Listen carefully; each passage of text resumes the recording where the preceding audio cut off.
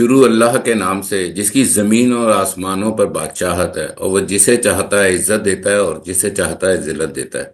अस्सलाम वालेकुम नाजरीन, मैं हूँ आपका होस्ट रिजवान शाह और आप देख रहे हैं प्रोग्राम गहरी नज़र। नाजरीन, हमारा जुमा स्पेशल एडिशन है ये। और आज बड़ी पाकिस्तान के अंदर एक सियासी गहमा गहमी भी चल रही है। प्लस आलमी हालात बड़े तशवीशनाक होते जा रहे हैं। और हमारे जुमा स्पेशल के जनाब मोअज़्ज़िज़ मेहमान, हम सबके आलमी मसालतकार, हमारे पसंदीदा जनाब फैसल मोहम्मद साहब इस वक्त ब्रसल से हमारे साथ मौजूद हैं। अस्सलाम वालेकुम, कैसे हैं सर? वालेकुम वालेकुम अस्सलाम जनाब, आपके सामीन और तामीन की खिदमत में अस्सलाम वालेकुम। वालेकुम सलाम। सर, बड़ा आज जो है ना, कल बड़ा धमाकेदार दिन गुजरा। जैसे जैसे 24 नवंबर का दिन आ रहा है, जो पीटीआई ने एक लॉन्ग मार्च के लिए ऐलान किया हुआ है इस्लामाबाद की तरफ, तो सियासी हिद्दत बढ़ती जा रही है। इस्लामाबाद हाई कोर्ट ने लॉन्ग मार्च के लिए इस्लामाबाद में कुछ अहकामात भी जारी कर दिए हैं। और हुकूमत अपने तौर पे एक मामला तय कर रही है, लेकिन हम ये देख रहे हैं कि एक वो जो फजा बन रही थी, इस्टेब्लिशमेंट के मुज़ाकरात हो रहे हैं खान साहब से, वो दम तोड़ गई है वो फजा। और उस इसी दौरान कल रात को बुशरा बीबी की एक वीडियो आई और वो बड़ी एक कंट्रोवर्शियल सूरत इख्तियार कर गई। उसको गवर्नमेंट अपने हिसाब से इस्तेमाल कर रही है। कुछ पीटीआई के लोगों का कहना है कि उनको इतनी लंबी बात नहीं करनी चाहिए थी। उसके बाद फिर हम आलमी मंजरनामे पे भी बात करेंगे। तो फैसल भाई, इस वक्त पाकिस्तान के हालात को आप क्या देख रहे हैं? मौजूदा सिचुएशन को क्या देख रहे हैं आप? बिस्मिल्लाहिर्रहमानिर्रहीम, बहुत शुक्रिया जनाब। पाकिस्तान के हालात जनाब इंतहाई जिसे क्या करना चाहिए कि ख़राब से ख़राब तर होते जा रहे हैं। और आपको शायद याद होगा, गुज़िश्ता जुमे भी मैंने कहा और उससे कबल भी मैंने कहा था कि पाकिस्तान के अंदर जो सूरत हाल कर रहे हैं, जो तरीक़ेकार आपने अडॉप्ट किया हुआ है, इससे हम्म। मुल्क जो है ना कभी भी तरक्की की तरफ नहीं जाएगा, बल्कि मुल्क जो है ना मज़ीद तनज़्ज़ुली की तरफ जाएगा। आपने जो कहा था कि सियासी माहौल के अंदर जो है हिद्दत आ रही है, हिद्दत सियासी माहौल में भी आ रही है और तखरीब कारी में भी शिद्दत आ रही है। हिद्दत और शिद्दत दोनों साथ साथ चल रहे हैं। गुज़िश्ता दिनों आपने पाकिस्तान के हालात का जिक्र किया तो बता दूं कि अभी कल ही डे बिफोर यस्टरडे शायद बात है कि वो पारा चिनार का जो वाक़या हुआ है, आपको पता है उसके अंदर तकरीबन 50 के करीब जो है उससे ज़्यादा बल्कि लोग उसके अंदर शहीद हुए हैं। और उसके बारे में कुछ अभी लोग जो बातें कर रहे हैं मुख्तलिफ, लेकिन मेरे पास जो आई है इत्तला वो ये है कि वो सारे के सारे हमारे शिया बरादरी से ताल्लुक़ रखने वाले लोग थे। असना अयशी से उनका ताल्लुक़ था और वो एक कॉन्वॉय की शक्ल में जाते थे। और अब देखिए कि वहाँ पे सूरत हाल ये है पाकिस्तान की कि पेशावर से पारा चनार तक मैं इत्तेफ़ाक से कभी गया तो नहीं हूँ, पेशावर तक तो गया हूँ। लेकिन जो लोग वहाँ गए हैं सहाफ़ी वो बताते हैं कि तकरीबन 6 या साढ़े 6 घंटे का रास्ता है। और उस रास्ते के अंदर तकरीबन को 2 घंटे का एक पैसेज ऐसा था जिसमें कि इनको खतरात होते हैं। जी। तो अब ये आज का कोई नया वाक़या तो नहीं, ये तो शुरू से चल रहा है। तो हमारी हुकूमत जो है, मतलब खाली अगर ये कह दूँ कि जनाब ठीक है, केपीके की हुकूमत भी इसमें ज़िम्मेदार होगी, लेकिन सवाल ये पैदा होता है कि वफ़ाक की हुकूमत क्या कर रही है? ये जो कल आपने यहाँ पुलिस वालों का तमाशा देखा, जो यहाँ सियासी जुलूस निकाल रहे थे, इनको भेजे ना वहाँ पे जो नारे लगा रहे थे पाकिस्तान ज़िंदाबाद और मोहसिन नकवी ज़िंदाबाद, तो इनको भेजे जाएँ, इनकी डिप्लॉयमेंट करें ना ज़रा जाके उधर पारा चिनार के अंदर जो 2 ढाई अल घंटे में। जहाद के नारे लग रहे थे। जी, जिहाद के जो नारे हैं उधर भेजे ना जाके। अब ये जो है ना सारे मामला जो है ये बुनियादी तौर पर ये इंतहाई खतरनाक जो है साजिशें हो रही हैं मुल्क के खिलाफ। अब कुछ लोग कह रहे हैं कि जनाब ये अफगानिस्तान से आए थे, या कुछ लोग कह रहे हैं कि दहशतगर्द थे। देखिए, अगर है तो बहरहाल ये दहशतगर्दी, इसको दहशतगर्दी कहेंगे। ये फिरका वाराना जो है ये दहशतगर्दी होती है, ये कोई प्यार मोहब्बत की पींगे बढ़ाने वाले मामला नहीं है ना, ये सियासी सरगर्मी कहलाती है। ये है दहशतगर्दी, लेकिन मैं समझता हूँ कि शायद इसके अंदर अफगानिस्तान का भी, मेरे पास कोई इत्तला नहीं है, लेकिन जो मुझे नजर आ रहा है कि अगर ये कोई ग्रुप होता या कोई दहशतगर्दी होती तो ये अब तक तकरीबन दूसरा दिन शुरू होने वाला है। कोई ना ग्रुप जो है इसको फौरी तौर पर जिम्मेदारी इसकी कबूल कर जिम्मेदारी ले। ले लेता, लेकिन अभी तक नहीं लिए। अब हो सकता है वो जानबूझकर किसी से दिलवा दी जाए या कोई नई तंजीम कागजी बना के दिलवा दे, तो वो और बात है, लेकिन अचानक अभी तक ऐसा कुछ नहीं हुआ है। तो हम्म। अब जब किसी ने जिम्मेदारी नहीं ली तो उसका मतलब ये है कि फिर सेक्टेरियन वायलेंस है। अब सेक्टेरियन वायलेंस आपको पता है, मैं शुरू से कहता रहा हूं कि सेक्टेरियन वायलेंस के अंदर ना कहीं हमारे सियासी ग्रुप शामिल होते हैं। तो अब एक तो ये भी आप रखें कि पाकिस्तान को एक तो डिस्टेबलाइज करने की कोशिश की जा रही है, लेकिन दूसरा सबसे बड़ी बात यह है कि इस वक्त जैसे ही 24 फरवरी की बात आ रही, सॉरी 24 उसकी नवंबर। बात आ रही नवंबर की, तो 24 नवंबर के साथ ही इतनी फौरी तौर पर इतनी तेजी से खैबर पख्तूनख्वा के अंदर हालात इतने खराब होने शुरू हो गए। ये ये बात भी लम्हा जरा फिक्री सोचने है। वाली बात है। ये लम्हा फिक्री है।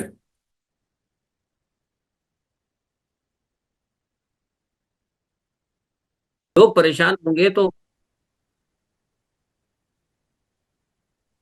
जी। जी।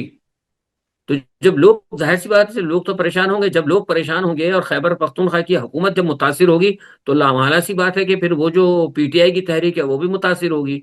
तो ये जो मामला है ना, मुझे लग रहा है कि खुदा करे कि जो मैं कह रहा हूँ ऐसा ना हो, लेकिन बहरहाल मुझे लगता है कि तमाम सेक्टेरियन वायलेंस है। और मैं इस बात के ऊपर बिल्कुल भी अपने जिम्मेदारी से कह रहा हूँ कि पाकिस्तान में जितनी सेक्टेरियन वायलेंस होती है, या जितनी भी बड़ी बड़ी दहशतगर्दियां अंदरून मुल्क जो होती हैं, इसके अंदर हमारे सियासी जमातें हैं, और सियासी जमातों की हमारी इसके अंदर उनके अंदर हाथ होता है।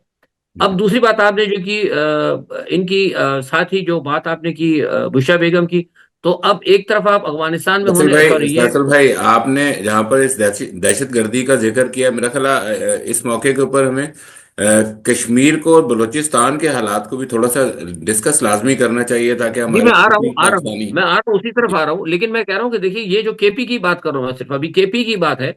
तो केपी के अंदर ये जो मामला हुआ है, तो इसको जरा आप देखें, इसको जरा नजर में रखें। और साथ ही कल जो बुशरा बेगम का बयान आया है उसको आप देखें। तो ये नुकसान किसको हुआ? बुशरा बेगम का जो बयान आया है बुनियादी तौर पर ये बेदुका बयान है, और आप देखें कि सरकारी टीवी पे इसको चलाया गया है। और क्यों चलवाया गया, किसने उनको कहा, ये मैं आपको बताता हूँ। जहां तक मेरा ख्याल है, मेरे पास इत्तला नहीं है, लेकिन जाहिर है मैं, मेरा एक तजिया निगार भी हूँ, मैंने सियासत भी की है। और पाकिस्तान के अंदर जो एक साजिशी सरजमीन मैं कहता हूँ किस वक्त, तो साजिशों की सरजमीन बनना, लैंड ऑफ कॉन्स्पिरेसी है ये। तो यहाँ पे मुझे पता है जो कुछ हो रहा है। तो ये किसी ने, पीटीआई की जो अंदर के करीबी लोग हैं, उन्होंने बुशरा बेगम को से ये कहलवाया है, ये बात कहलवाई गई है। किस वजह से कहलवाई, क्या उनको कहा गया, इसकी तो बहरहाल मेरे पास नहीं है, लेकिन उनको ये कहलवाया गया, उन्होंने ये बयान दिया है। और इस बयान का असल मकसद सिर्फ ये है कि आपको पता होगा कि गुज़िश्ता दिनों मैंने, पिछले हफ्ते भी आपको कहा था कि पाकिस्तान के एक इंतहाई करीब दोस्त मुल्क है, उसने भी इमरान खान के हवाले से कहा है कि जनाब आप जो है इमरान खान के हवाले से जरा थोड़ा सा नरम रवैया रखें। और वो दोस्त मुल्क जो है वो यही है, कौन है? सऊदी अरब है। तो जी। अब ये बयान जो दिलवाया गया है, इसलिए कि ताकि सऊदी अरब को ये कहा जाए कि जनाब आपने गलत शख्स के ऊपर हाथ रखा हुआ है, वो तो शुरू से आपके खिलाफ है। वरना ये मुझे बताइए, कोई तुक नहीं बनती कि वो जी जी जो बिल्कुल। सऊदी अरब को क्या तो तकलीफ है यहाँ पे वो होने सी। लेकिन ये एक बात मैं आपको बता दूं कि जिन दिनों का ये वाकया है, गालिबन मुझे याद पड़ता है, अब जाहिर है कुछ अभी इतना ख्याल भी नहीं है जहन में। उन दोनों शायद गालिबन इमरान खान उस वक्त से शायद वजीर आजम नहीं बने थे, उन्हें यहाँ हलफ नहीं उठाया था, कुछ ऐसी सूरत हाल थी। तो इंतखाबात जीत गए थे या कुछ ऐसी था, बहरहाल वजीर आजम के ओहदे पे शायद गालिबन नहीं थे। तो वो मैं नहीं समझता कि इस किस्म की कोई बात सऊदी अरब करेगा या कोई और करेगा। ये अलबत्ता ये है कि जिस वक्त ये इनकी तस्वीर वो आई थी, जब ये नंगे पांव गए थे, मुझे अच्छी तरह याद है। तो कई यूरोप के कई टेलीविजन थे, इसमें सीएनएन वगैरह दूसरे सब ने फुटेज चलाई थी, एबीसी ने भी चलाई थी। तो उस पे कुछ लोगों ने, मगरिब के कोई ममालिक ने कहा था कि यार ये अजीब सी सूरत हाल है, मतलब ये पहला हमने देखा है। भाई सारे लोग जाते हैं, मदीना मुनव्वरा भुट्टो साहब भी जाते रहे, सारे लोग जाते रहे यहाँ से, हमारी जो दीनी शख्सियत है वो भी जाती रही है। अपना जियाउल हक से ज्यादा तो कोई अपने आप को, जो उनका तो दावा था कि बड़ी इस्लामी शख्सियत है, वो भी जूते पहन के जाते रहे। तो जो इमरान खान जो गए थे, तो उसके ऊपर थोड़ा सा वहां से एक वो हुआ था, एक जिसे कहते हैं हैरत का इजहार भी किया गया था और नापसंद भी किया गया था।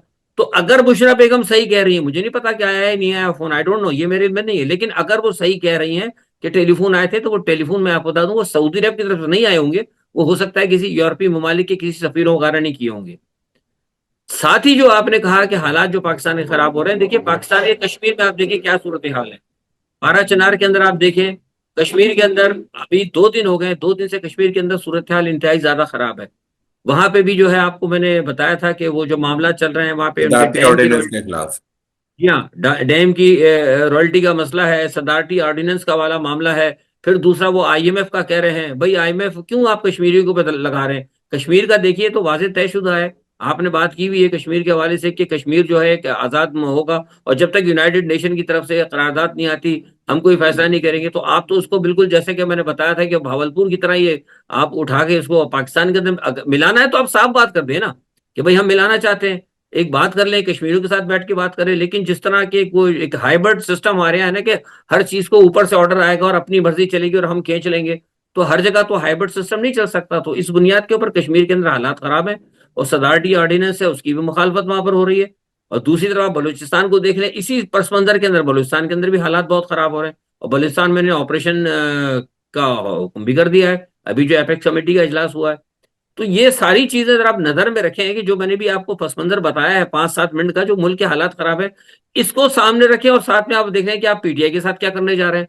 इस्लामाबाद में कंटेनर आपने लगा दिए, सारे जगहें बंद कर दी आपने, गिरफ्तारियां करने शुरू कर दी, अभी वो इंटरनेट भी आपने बंद करने शुरू कर दिए, और ऊपर से आपने कवानीन भी ऐसे बना बना दिए कि जिसको उठा कर ले आएंगे 3 महीने तक किसी का पता नहीं होगा।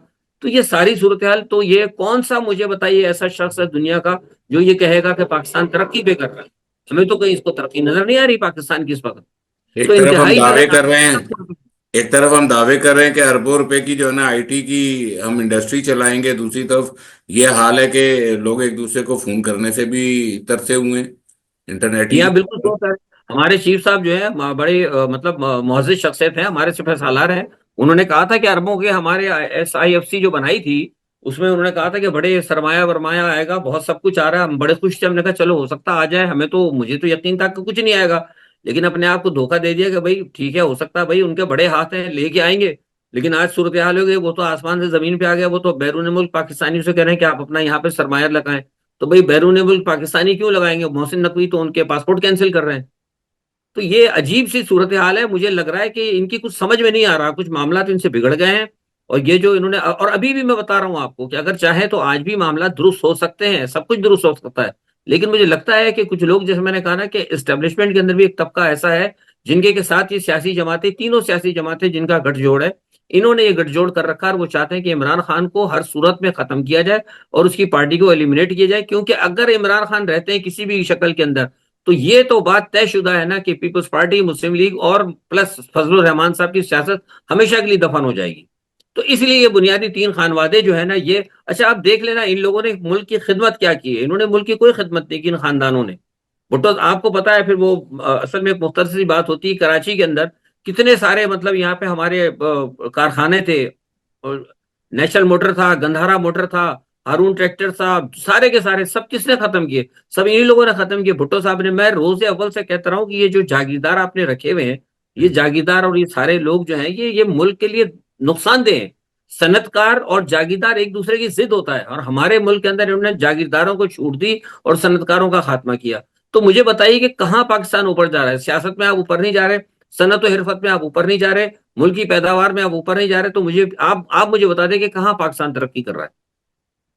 तब मुझे लग रहा है पाकिस्तानी ऊपर जा रहे हैं बस, या हाँ, बाहर जा रहे हैं पाकिस्तानी या ऊपर जा, ऊपर जा हाँ, रहे हैं, पाकिस्तान तरक्की नहीं कर रहा, पाकिस्तानी ऊपर जा रहे हैं। या बाहर जा रहे हैं सही या है। ऊपर जा रहे हैं। हाँ, या ऊपर हाँ, ये तरक्की हो रही है, इसमें कोई शक जी। नहीं है। अच्छा, सही कहा आपने। फैजल भाई, अभी तो वाजे तौर पे अब नजर आ रहा है कि तीन बड़े पिलर्स, स्टैब्लिशमेंट, हुकूमत और इमरान खान, ये तीनों अपने मौके पे डट गए हैं। अब मुझे ऐसे ही लगता है, अब जो हालात हमें जी जी। नजर आ रहे हैं। जी बिल्कुल ऐसा ही है। देखिए डटे हुए हैं। देखिए हुकूमत तो, इसलिए हुकूमत का मौकफ जो है मजबूत है कि हुकूमत को जो पहले डर था, देखिए हुकूमत के साथ इस्टेब्लिशमेंट मौजूद है, ठीक है जनाब। अब इस्टेब्लिशमेंट में कुछ लोग हैं, जैसे मैंने कहा, कि वो चाहते हैं कि सूरत हाल दुरुस्त हो जाए। लेकिन अब मसला ये है कि हुकूमत को जो पहले डर था या इस्टेब्लिशमेंट को डर था, वो सिर्फ अदलिया की तरफ से था। क्योंकि सुप्रीम कोर्ट एक ऐसी थी जो आजाद थी, जिसकी तरफ से ये खदशा था। क्योंकि मैंने आपको पहले भी बताया था, आपके प्रोग्राम में बार बार कहता रहा हूँ, आपके साथ भी कहता रहा हूँ, और सहाफियों के साथ इंटरनेशनल जो है उसमें भी बताता रहा हूं, कि सुप्रीम कोर्ट एक ऐसा इनके पास था जिसकी वजह से कि अवाम को फौरी तौर पर बड़ा जबरदस्त रिलीफ मिल सकता था या इंसाफ मिल सकता था। और यही वजह है कि सुप्रीम कोर्ट ने एक दफा खुल के बड़ा फैसला दिया। 8 जजों का जो फैसला है, अगर आप उसको तफसीलन पढ़े रिजवान साहब, तो आपको पता लग जाएगा कि उन्होंने तो निशान इशारा कर दिया था कि ये जी पूरा इलेक्शन ही आपसे चोरी हुआ है। तो जी। मैं समझता हूँ उसी वक्त ये चाहिए था इन लोगों को कि जो पीटीआई की जो बाहर जेल से बैठी क्यादत है, इनको चाहिए था कि उसी वक्त उस दिन आनी चाहिए थी फाइनल कॉल, चाहे इमरान खान कहते या ना कहते। बाहर जब देखिए पार्टी का चेयरमैन इमरान खान ने जो बनाया था गौहर साहब को, काय के लिए बनाया था? टीवी में बयान देने के लिए? या इनको जो बिठाया वो आगे सिर्फ इसलिए कि आप जाके क्या कहते हैं वीलॉग्स कर रहे हैं या सारे वो अपने इंटरव्यूज देते फिरे हैं और अब असेंबली में बैठ के तनख्वाहें उठाएं? वो इसलिए बनाया था कि आपने पार्टी को चलाना है अकॉर्डिंग टू दी सिचुएशन। जब आपके हाथ में सिचुएशन आ गई थी, तो आपको उसी वक्त कॉल देनी थी कि जनाब ये देखिए अदालतों ने, लेकिन वहां कहा क्या इन लोगों ने कि नहीं जनाब, असल में देखिए सुप्रीम कोर्ट ने कितनी बड़ी बात की, हमारा इलेक्शन छीना गया, अब हम अदलिया के जरिए जाके ना, अब हम इसको वो आजादी हासिल करेंगे। भाई अदलिया ने तो अपना काम कर दिया था। ये उस वक्त भी इन्होंने जानबूझ के टाइम पार किया, और अभी भी ये जो सारी हरकतें कर रहे हैं ना, ये सब ये वही लोग हैं जो हकीकत के अंदर मैं बताऊं ये पस्से पर्दा जो है ना कहीं इन्होंने एस्टेब्लिशमेंट के साथ जो है साजबाज कर रखी है। वरना इतनी बड़ी पार्टी जिसके के पास इतनी मकबूलियत हो, अभी तक कोई बड़ा इवेंट नहीं कर सकी जिसकी वजह से कि खान साहब की को बाहर लाया जा सके। तो ये सारी चीजें वाजे करती हैं कि there is wrong something at the bottom, कहीं ना कहीं दाल लेकिन काला रॉन्ग है है। ना फैसला, रॉन्ग तो है ना, वो साफ नजर आ रहा है कि खान साहब दो वजूहात की वजह से लेकर आए थे इन लोगों को। खान साहब इसलिए लाए थे कि उनके कानूनी मामलात इतने थे। वो पाकिस्तान के वाहिद लीडर हैं जिनके ऊपर 200 से ज्यादा मुकदमात दर्ज हैं। वो पाकिस्तान के जी हाँ। वाहिद लीडर हैं जिनकी कई मुकदमात जो है वो कंप्लीट हो चुके हैं ट्रायल्स उसके, लेकिन उनके फैसले रोके हुए हैं। तो वो तो वकीलों को इसलिए उन्होंने इंड्यूस किया था मेरे ख्याल से कि शायद उनको इंसाफ मिल सके और ये कानूनी जंग वो जीत सकें और सुप्रीम कोर्ट में अपना मौक़िफ़ साबित कर सकें। तो वो तो भी देखिए ना, अभी सरदार लतीफ खोसा कहीं नजर नहीं आते, 4 दिन बाद आते हैं, एक शगुफा छोड़ते हैं, चले जाते हैं। गौहर साहब को हम देख रहे हैं, गौहर साहब खुद पूरी हुकूमत के साथ अभी किंग चार्ल्स की सालगिरह की तकरीब में मौजूद केक काट रहे थे। तो ये मतलब जी हाँ। अजीब मामलात हैं। तो नजर यही आता है कि जो क्यादत बाहर बैठी है वो किसी और डगर पे चल रही है और खान साहब किसी और डगर पे चल रहे हैं। बाहर बैठी क्यादत तो कंप्रोमाइज है, आपसे शुरू से मैं कहता हूं, उसमें कोई शक नहीं। जी। तो अभी मैं आपसे जो सवाल ये पूछना चाह रहा था कि सर, तीनों अपने मौकिफ पे कायम है, ठीक है ना। इमरान खान की रिहाई फौरी नजर नहीं आ रही, ठीक है। तो अब मुझे ये बताएं कि ये आखिर इस कश्मोकश का आखिर क्या होगा, इसका मतलब एंड क्या होगा अगर ये तीनों एक जगह पर डटे रहे। क्योंकि देखें, अगर हुकूमत का मौकिफ इसलिए है कि हुकूमत को पता है कि अगर खान बाहर आ गया तो यह हुकूमत गिर जाएगी, क्योंकि सबको पता है, एक बच्चे बच्चे को पता है कि 47 फॉर्म के ऊपर यह हुकूमत खड़ी हुई है। 20 15 20 सीटें थी इनकी और ये पूरी हुकूमत उससे चला रहे हैं। जितनी बेकायदगियां हुई हैं इंटरिम गवर्नमेंट के दौर में वो भी सारी खुलेंगी। तो जाहिर बात है हुकूमत तो कभी छोड़ेगी नहीं पावर, क्योंकि उसे पता हमारा एहतसाब हो जाएगा। तो एस्टेब्लिशमेंट का एक अपना मौकिफ है और खान साहब का एक अपना मौकिफ है। तो अब मतलब हम ये जो एक जैम सिचुएशन है, ये जो एक सिचुएशन एक जमूत का शिकार हो गए, इसके बारे में आप बताएं ना कि आपको क्या नजर आता है इसमें, इसके कि क्या बारे में सर होगा आगे? सीधी सी बात है, देखिए एस्टेब्लिशमेंट का जो है ना, एस्टेब्लिशमेंट भी नहीं छोड़ना चाहती। एस्टेब्लिशमेंट ने भी 26वीं आईनी तरमीम जो फजलुर रहमान साहब के हाथों जो करवा दी है इन्होंने, ये तो इन्होंने एक तो हाइब्रिड होता ना हमारे यहाँ अब वो हाइब्रिड प्लस करवा दिया इन्होंने। इन्होंने अपने आप को इतना मजबूत कर लिया है एस्टेब्लिशमेंट ने कि अब इनसे तो जान छुड़ाना बहुत ज्यादा मुश्किल है। अब आप जो कह रहे हैं कि देखिए, मैं हमेशा एक मिसाल कहता हूँ, वो तीन जब आदमी दो होते हैं ना फरीक, या चार होते तो मामला जो है ना हो जाता है, दो इधर हो जाते हैं दो उधर आते हैं, लेकिन तीन फरीक है ना, एक तो इमरान खान साहब है, एक इस्टेब्लिशमेंट है, एक हुकूमत है। यानी वो जो बुजुर्ग कहते हैं कि तीन तिगाड़े और काम बिगाड़े। तो इसमें काम बिगड़ेगा ही, इसमें किसी को हकीकत है मैं आप बताऊं, इसमें फायदा जो है ना सिर्फ और सिर्फ जो है ये होगा एस्टेब्लिशमेंट का और हुकूमत का, कि हुकूमत इस इक़्तिदार से चिपकी रहेगी और इस्टेब्लिशमेंट जो है वो क्या कहते हैं अपने मफादात हासिल करेगी, अपने आप को मजीद मजबूत करेगी। और सबसे बड़ी बात जो जिसमें नुकसान होगा वो होगा रियासत का और मुल्क का और अवाम का। इसके अंदर पाकिस्तान का और ये देखिए भाई, ये मैं कोई मजाक बात नहीं कर रहा। ये आप अगर आज आप मेरे से मिसाल के तौर ये जुम्मे के 4 जुम्मे के आपके प्रोग्राम तकरीबन अब तक हो चुके हैं, हमारे स्पेशल एपिसोड जो हैं। अगर आप पिछले जुम्मे के एपिसोड को आज के एपिसोड के साथ आप देख लें और ईमानदारी से अगर आपके नाज़रीन अगर इसका देखें, तो आप देख लें कि पाकिस्तान उस वक्त कहाँ था और आज कहाँ है। आए दिन पाकिस्तान नीचे जा रहा है। तो ये तीनों जो अड़ गए, जो आपने कहा ना, इन तीनों के अड़ने की वजह से नुकसान सिर्फ और सिर्फ मुल्क का होगा और अवाम का होगा। हालात खराब होंगे, दहशतगर्दी मजीद बढ़ेगी, नॉन स्टेट एक्टर्स को मजीद खुलकर खेलने का मौका मिलेगा। ये इसका मतलब होगा हल। सूरत हाल। वरना इसके अलावा इसका और कोई कोई इसका वो उसका कोई नतीजा नहीं होगा। और तीनों मेरा ख्याल है बैक करना नहीं चाहते और बैक का बैक कोई नहीं करना रास्ता नहीं चाहते, वजह निकल मैंने आपको बता दी। तीनों बैक कर ले तो बहुत अच्छा है, जबकि इमरान खान साहब कह चुके हैं, इमरान खान कह भी रहे हैं कि मैं किसी से बदला नहीं लूंगा। लेकिन सवाल ये पैदा था कि मैं तो बैक तब करूं ना कि तब मुझे पता हो कि मैं अपने मौकफ के अंदर आजाद हूं। ना हमारी स्टेब्लिशमेंट आजाद है, हमारी स्टेब्लिशमेंट भी आलमी स्टेब्लिशमेंट के अंडर है, और हमारी जो सियासतदान है वो पाकिस्तान की स्टेब्लिशमेंट के अंडर है, और सियासतदान जो है वो भी स्टेब्लिशमेंट के अंडर है। तो जब कोई आजाद नहीं होगा अपने मौकफ के अंदर, तो फिर कैसे कोई बैक करेगा? बैक करने के लिए भी इनको बाहर से ऑर्डर चाहिए। अब यही हो सकता है कि अगर ट्रंप आ जाए फौरी तौर पर और ट्रंप आकर इनको कहे कि भाई चलो तुम दोबारा अगर कलमा पढ़ लो, तो हो सकता है कलमा पढ़ लें, वरना अदरवाइज तो फिर इनका तो बहुत मुश्किल है कि इनका तो मुंह अभी गुरुद्वारे की तरफ ही रहेगा सबका।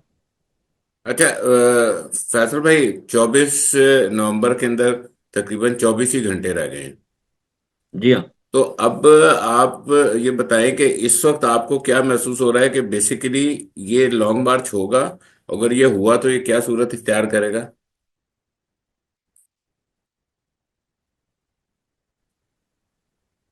जी। देखिए, 24 नवंबर का जो एहतजाज है उसके अंदर जो है जोश और खरोश तो नजर आ रहा है, और लोग निकलने के लिए भी तैयार हैं। लेकिन देखिए, जैसा मैंने आपसे कहा था ना कि कुछ चीजें ऐसी हो रही हैं जिसकी की वजह से मुझे लगता है कि शायद हो सकता है, खुदा करे कि मेरा अंदेशा गलत हो, कि ये कहीं कोशिश करेगी हुकूमत, और सरकार कर रही है पूरी कोशिश को नाकाम किया जाए। अब इसमें देखिए, जो दो वाक़े हैं ना, ये जो पारा चिनार का जो वाकया हुआ है, इस वाकये ने भी जो है मतलब केपी की हुकूमत को बड़ा जबरदस्त तरीके से एक प्रेशराइज नुकसान करें। पहुंचाया है।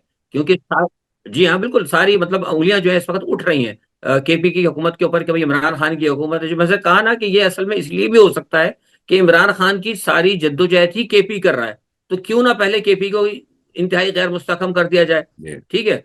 एक तो ये इस वाक़े ने जो है जो हुआ है ये करम का वाक़या हुआ है, उसके बाद ये पारा चनार में जो वाक़यात हुए हैं, इन्होंने, मैं समझता हूँ कि थोड़ा सा 24 नवंबर के लिए थोड़ी सी एक मुश्किलात का बायस बन सकता है। दूसरा, जो बुशरा बेगम का जो बयान आया है, ये बयान जो है ना, ये भी थोड़ा सा मैं समझता हूँ कि सूरत हाल को शायद हो सकता है मुतासर करेगा। लेकिन मैं समझता हूँ कि आम आदमियों को जो है, जो हकीकत के अंदर जो पाकिस्तान के आम लोग हैं, जो समझते हैं कि इमरान खान इस मुल्क के साथ सिंसियर है, और जो समझते हैं कि इमरान खान के लिए उनको निकलना होगा, उनको निकलना चाहिए। और मैं समझता हूँ बेहतर होगा। लेकिन बहरहाल, और सूरत हाल जिस तरीके से, एक तो ये है दो मामला, दूसरे इन्होंने नेट वगैरह बंद कर दिए हैं पूरे, इन्होंने कंटेनर्स लगा दिए हैं सब जगह, इन्होंने खंदकें खोद दी हैं। फिर एक एक डरावनी बातें ये कुछ की जा रही है इधर उधर से, कि कहा जा रहा है कि जनाब को दहशतगर्दी का वाकया भी हो सकता है। वो बावड़ा साहब जो हैं, वो हमारे आपको पता है वो एक तबलची होता है शादियों के घर में, तबलची ढोलची जो होते हैं, तो वो एक एस्टेब्लिशमेंट का ढोलची है, वो आके कोई ना कोई ढोल पीट देते हैं आके।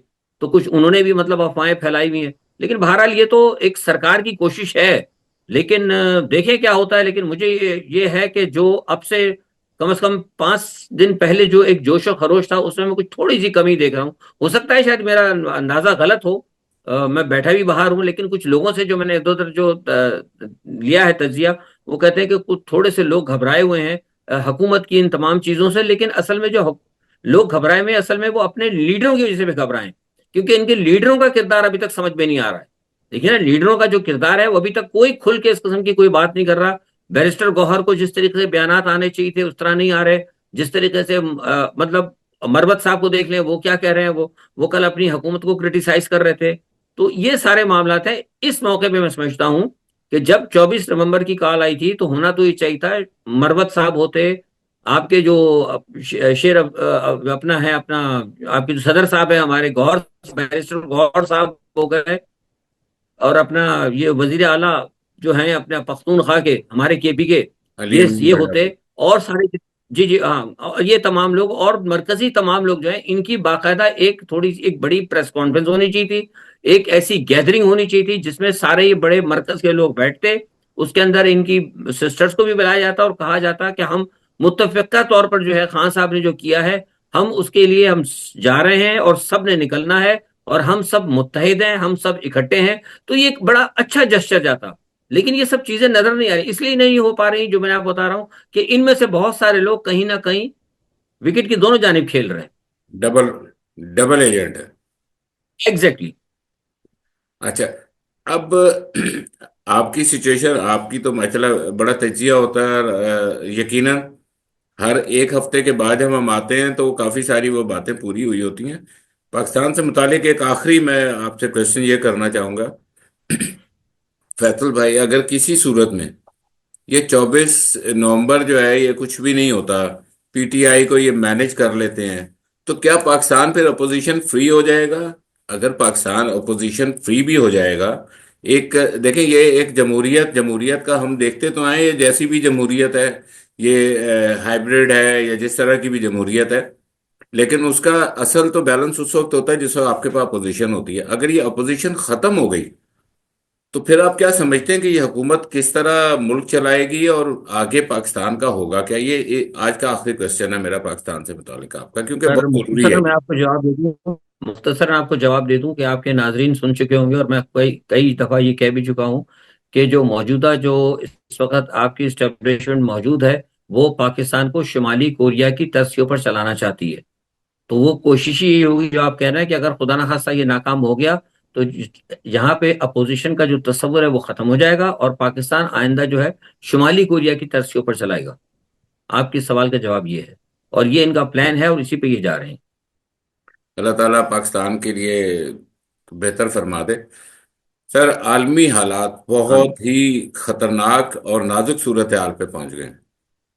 अमेरिका ने जो बीज बोया था यूक्रेन और रशिया की जंग में, वो अब जो है ना वो मेरा ख्याल है कि वो काफी उसके जो है ना वो बढ़ गया है। वो अब एक खौफनाक किस्म की सूरत एक हाल इख्तियार कर गया। और बाइडेन साहब जाते जाते मेरा ख्याल है कि पूरी दुनिया को झटका देकर जाना चाहते हैं। तो अभी जो इस वक्त सरेदस्त हम देख रहे हैं कि वो रूस जो है ना, वो जिस तरह रूस अब अपना जारहाना अंदाज, जिसको हम अक्सर पिछले प्रोग्राम्स के अंदर कहते थे कि रूस बहुत ठंडा है, प्यूटिन बोलते नहीं है, तो वो अब हमें समझ आया कि वो जिस वक्त बोलने शुरू हुए हैं तो उन्होंने ऐसा बोलना शुरू किया है कि शायद दुनिया के ऊपर तीसरी आलमी जंग और एक आठवीं एटमी जंग के खतरात नमूदार हो गए हैं। तो इन आलमी हालात पर इस वक्त आप थोड़ा सा हमें अपडेट करें प्लीज। देखिए, असल में मसला ये है कि आपने बात बिल्कुल दुरुस्त कही है। बुनियादी तौर पर ये बाइडेन साहब ने जाते जाते शरारत की है। और जैसे मैंने आपसे कहा था कि जो बाइडेन की जो इंतजामिया है, वो बुनियादी तौर पर इस किस्म का वो निज़ाम चाहती है कि इस्टेब्लिशमेंट जो हो, हर मुल्क के अंदर वो हुकूमत करे, और बाकी तमाम जो है जो लोग जो सियासी जो कारकुनान हैं या सियासी जो कुव्वतें हैं, वो इस्टेब्लिशमेंट के मातहत चलें, और उन्हीं की मर्जी से, इस्टेब्लिशमेंट की मर्जी से जो है हुकूमतें चलाई जाएं। और फिर वहां की इस्टेब्लिशमेंट को जो अमेरिका की जो आलमी सबसे बड़ा सुपर पावर है, उसकी इस्टेब्लिशमेंट कंट्रोल करे। और यही बात है कि इन्होंने यहाँ पाकिस्तान में भी बाइडेन ने तीली दिखाई थी, जिसकी वजह से यहाँ मामला हुए, और अभी भी इनको जो है गो हेड जो मिला हुआ है, शाबाशी मिली भी है कि आप फिक्र ना करें कि ट्रंप इतनी जल्दी नहीं आता, ट्रंप तो आएगा 20 जनवरी तक, do what ever you want. तो ये जो यहाँ पे भी आप चीजें जो देख रहे हैं ना, सारा जो इतनी तेजी आई भी है, आपने देखा होगा ये अभी 24 मई के से, सॉरी 24 नवंबर के ऐलान से पहले कुछ हालात अचानक कैसे होने लगे थे कि ट्रंप आ गया है, हालात खराब हो रहे हैं, घबराहट शुरू हो गई थी, और यहाँ से सारी बातें शुरू हो गई थी, व्हाइट हाउस के अंदर सवालात भी होने करने शुरू कर दिए थे। लेकिन सर उसके बाद फौरी तौर पर वहां से इनको आ गया कि नहीं भाई, आप फिक्र ना करें, आप जो कर रहे हैं आप करें। तो इसी तरह जो है वहां पर भी अमेरिका के अंदर भी इन्होंने ये किया। जब ट्रंप ने आते ही कुछ लोगों को हटाना शुरू किया, तो वहां पे जो एस्टेब्लिशमेंट थी, तो वो तो उन्होंने कहा कि जनाब ये तो हमारे साथ नहीं आएगा, क्योंकि मैंने आपको बताया था कि ट्रंप पहले बुनियादी तौर पर उन्होंने एस्टेब्लिशमेंट को एतमाद में लिया था। उन्होंने कहा था कि जनाब हम अगर आ जाएंगे तो हम आपके साथ चलेंगे, क्योंकि ट्रंप जो है बहुत होशियार आदमी है। एक दफा सदारत करके वो बहुत समझ गया, और फिर जिस तरह उसको हराया गया दोबारा, उसने बहुत सारी चीजें सीख ली हैं।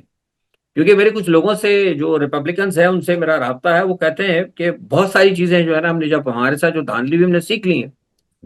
तो बुनियादी तौर पर अब इनको भी खतरा है, तो अब वहां की स्टैब्लिशमेंट जो है मुसलसल कोशिश ये कर रही है कि किसी ना किसी तरीके से ट्रंप के लिए जब हम जाएं, तो ऐसे जाल बुन के जाएं, या ऐसा जो सेज होती है ना कुर्सी इख्तिदार की, वो ऐसी छोड़ के जाएं कि ट्रंप उस पर बैठ ना सके। आप समझ रहे हैं? और वो यही हो सकती है कि उस वक्त पूरी दुनिया को हम ऐसी जंगी पोजीशन में लगा दें, और ऐसी सूरत हाल के अंदर उलझा दें कि ट्रंप को आके कंट्रोल करना बड़ा मसला हो जाए। ये असल में उस तरफ काम कर रहे हैं। अब जहां तक आपने बात की कि वर्ल्ड वॉर की, देखिए वर्ल्ड वॉर का मसला ये है कि प्यूटन ने बहुत कंट्रोल किया था, और प्यूटन की पूरी पूरी कोशिश थी कि हालात खराब ना हो। क्योंकि आपको पता है कि जब एक दफा अगर खुदा ना खास्ता न्यूक्लियर चल जाए, या किसी और जंग मजीद किसी दूसरे मुल्क तक फैल जाए, तो फिर जंग का रोकना जो है जरा मुश्किल होता है, शुरू करना जो है ना बहुत आसान होता है। अगर ये कोई मुल्क अगर समेटना भी चाहे तो नहीं समेट सकता। फिर दूसरी एक वजूहत ये भी है कि प्यूटन ये समझते हैं कि प्यूटन इस वक्त उनका एक एक विजन है सारी दुनिया के, जो मैंने बताया कि जो शैतानी कुव्वतों का एक पुराना वर्ल्ड ऑर्डर था, वो इस वर्ल्ड ऑर्डर को खत्म करना चाहते थे इकोनॉमिक रिवोल्यूशन लाकर। वो चाहते कि दुनिया के अंदर ऐसा इनकलाब लेके आए जो कारोबारी इनकलाब हो, जैसे कि चीन ने किया है, एक सारा एक अपने आप को डेवलप किया। तो वो चाहते थे कि लोग आए, एक ऐसा कारोबारी एक माहौल बने कि हर कौम, हर मुल्क आए और वहां के कारोबार की बुनियाद पर, पैसे की बुनियाद पर, इकोनॉमिक की बुनियाद पर वो तरक्की करे, ना कि असलहे की बुनियाद पर। और ये शुरू से प्यूटन की सोच है, इसीलिए उसने तख्फीफ असलाह का माहिदा भी किया था, आपको याद होगा, जी जी। असलहे में कमी करने का। तो हम्म। बुनियादी तौर पर वो अपनी सोच के तहत वो चल रहा है, क्योंकि वैसे भी वो मतलब एक इंटेलिजेंस का और अपनी एजेंसी का सदर रहा है, तो बहुत सारी चीजों का उसने सर्दो गर्म देखे हुए हैं।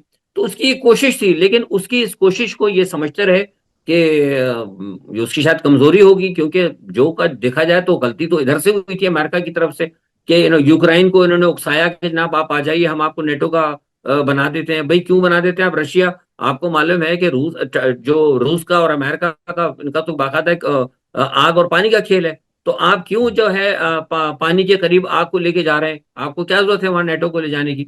तो बुनियादी तौर पर जब देखा उसने कि सारे मामला हो गए, और उसको फिर ये इसी बात का एक था, प्यूटन को, जो प्यूटन जो आपने कहा ना कि डरने की बात थी, उसको पता था कि अब इसका टाइम खत्म हो रहा है, और मैं आस्ते आस्ते जंग को इस नहज पे चलाऊं कि इसका दौर चला जाए, बाइडेन का दौर चला जाए, और ये उसके बाद जाहिर है कोई नई अगर आएंगे तो फिर कुछ बात की जाएगी, उनको पता था। पहले ही मैं भी आपको कहता रहा था कि इसके अंदर इस मर्तबा जो है रिपब्लिकन आ जाएंगे, और रिपब्लिकन जो है जंग शायद हो सकता नहीं करेंगे।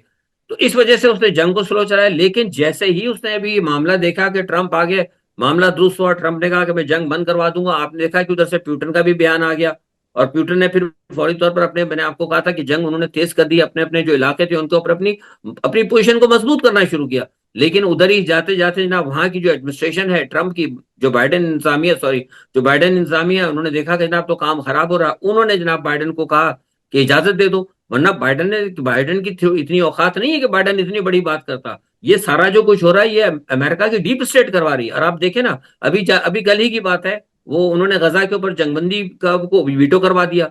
वो इसीलिए करवाया है कि वहां पे जो बड़े बड़े हॉक्स हैं, जो डेमोक्रेट्स के अंदर, और जो बड़े बड़े असले के सौदागर हैं, जो बड़े बड़े जो उनकी ह्यूज कम्प्लेक्स हैं वेपन्स के, जी। वो सारे के सारे वो चाहते हैं कि जंग होनी चाहिए।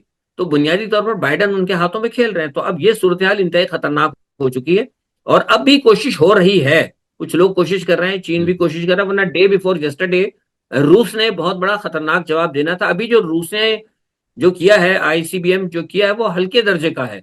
अगर वो बड़ा वाला आईसीबीएम अगर कर देता, जैसे उसने कहा था कि हम अगर वो कर देंगे, अगर वो करते तो आप यकीन करेंगे 5-7 मुल्कों के अंदर तबाही फैल जाती। और जहां तक न्यूक्लियर की है, मैं बात बताऊं, मैं नहीं समझता कि प्यूटन न्यूक्लियर पर आएंगे। प्यूटन के बाद से मैं आपको बता दूं, आपके चैनल के हवाले से मैं लोगों को बताता हूं कि प्यूटन के पास ऐसे बहुत सारे हथियार हैं जो कि न्यूक्लियर के बराबर तबाही फैला सकते हैं। और हम्म। अब उनका अभी तक कोई तोड़ किसी के पास नहीं है।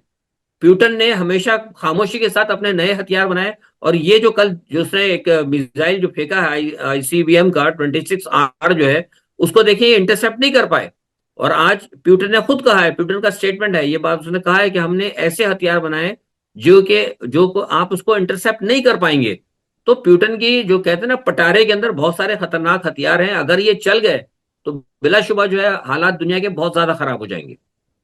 अब बुनियादी सवाल ये पैदा होता है फैसल भाई, कि प्यूटन किस टाइम तक कंट्रोल कर सकते हैं, क्योंकि प्यूटन भी ने भी स्टेटमेंट भी दी है कि अगर अमेरिका के मिसाइल या जिस भी मुल्क के मिसाइल, जिस भी मुल्क का असला मेरे खिलाफ इस्तेमाल हुआ, मैं उस मुल्क के पीछे जाऊंगा।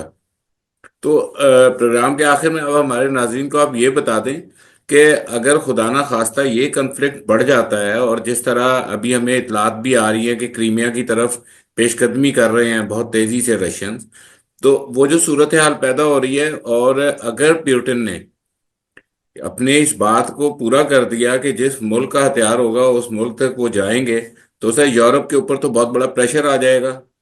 तो उस सूरत हाल को आप किस तरह देख रहे हैं? देखिए वो बिल्कुल सही है, प्यूटन ने ये बात जो कही है, उन्हें बुनियादी तौर पर एक वार्निंग दी है। और कल जो उन्होंने मिसाइल जो किया है, आईसीबीएम पहली मरतबा तारीख में जो इस्तेमाल किया, वो उन्होंने वार्निंग दी है, और वार्निंग अमली तौर पर दी है। और बल्कि आप ये तो प्यूटन ने कहा, बल्कि प्यूटन ने तो पोलैंड को कहा है, खुलकर पोलैंड को कह दिया। उसने कहा कि अगर इस मरतबा कोई यहाँ से अगर कोई चीज लॉन्च हुई, तो हम यहाँ पे सबसे पहले, उसने कहा कि मैं पोलैंड को निशाना बनाऊंगा। और आपको पता नहीं कि पोलैंड के अंदर वहां पे अमेरिकन इस वक्त तो मौजूद हैं, B-52 बॉम्बर्स भी मौजूद हैं। अब लेकिन जैसे मैंने आपसे कहा कि वहां पे जो अमेरिका की जो बाइडेन की जो एस्टेब्लिशमेंट है, डीप स्टेट है, वो चाहती है जंग हो।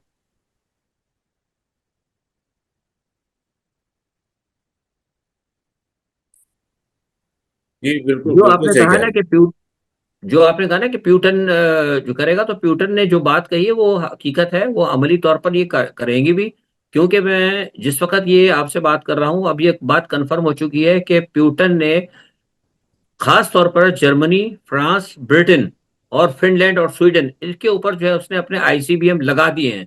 और यहाँ पे वो 100% जो है करेगा, और ब्रिटेन को भी वो अटैक करेगा। ब्रिटेन के लिए भी उसने एक बड़ा जो है, जिसे कहते हैं कि जो आईसीबीएम उसने कल इस्तेमाल किया है, उससे एक बड़े दर्जे का आईसीबीएम जो है ना ब्रिटेन के लिए उसने तैयार करके रखा है। और दूसरा ये कि उसने टारपेडो भी तैयार कर रखे हैं। अगर अब वहां से कोई बड़ा हमला हुआ, तो यकीन करें कि ब्यूटन जो है इनको बहुत सख्त जवाब देगा, जिसकी वजह से यूरोप के अंदर बड़ी तबाही फैलेगी। और सबसे बड़ी बात यह है कि वहां से गैस भी शायद उसका बंद कर दें। तो वैसे भी इस वक्त यूरोप के अंदर बहुत परेशानी है, क्योंकि यहाँ पे तवानाई का बहरान होगा। लेकिन अगर ये जंग छिड़ गई, तो हो सकता है कि यूरोप के अंदर कहत की सी सूरत हाल भी पैदा हो सकती है। जी बिल्कुल, क्योंकि इस वक्त आपके यूरोप में मौसम सरमा शुरू हो चुका है, और वो अब शिद्दत की तरफ जाएगा, और वहां पर गैस का बहुत प्रेशर बढ़ेगा, उसकी बहुत ज़्यादा ज़रूरत पड़ेगी। फैसल भाई, आखिर के अंदर ये भी बता दें आप हमें प्रोग्राम में कि ये जो मजमूई तौर पे एक आलमी मंजरनामा आपने पेश किया है, जो एक इंतहाई खतरनाक हालात का पता देता है, तो इस आलमी मंजरनामे से एशिया को क्या फर्क पड़ेगा? मतलब मेरा कहने का मकसद है कि पाकिस्तान को क्या फर्क पड़ेगा, ईरान को क्या फर्क पड़ेगा, अफगानिस्तान को, हमारे एशिया में क्या फर्क पड़ेगा?